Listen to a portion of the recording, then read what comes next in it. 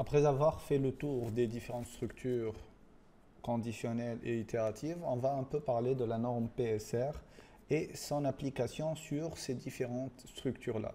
Donc, la première règle à savoir, c'est que les mots-clés utilisés ici doivent être en minuscules.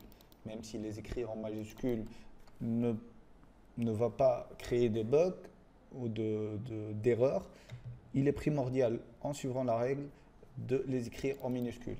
Ensuite, autre chose, lorsque vous écrivez par exemple votre boucle while, automatiquement, ici on voit que PHP Storm, il laisse un espace parce que la règle, elle nous demande de laisser un espace entre le mot-clé et les parenthèses ouvrantes et fermantes.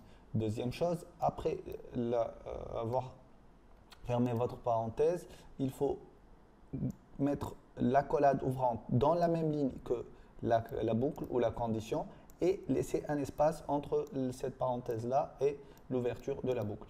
Par contre, pour la parenthèse fermante, elle doit être dans une ligne à part, sauf pour la boucle do while, et elle ne doit pas être avec le code. Donc ici, par exemple, while $i, et là, on va écrire ce qu'on veut. Donc, echo bonjour. D'accord?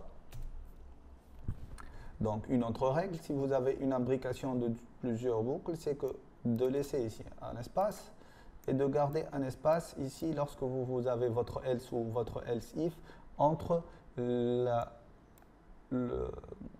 l'accolade fermante et ouvrante.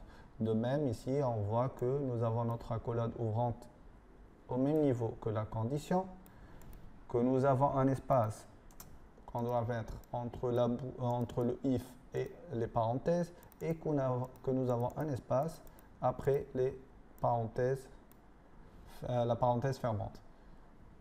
De même ici, on a nos espaces et si on avait ici un else if,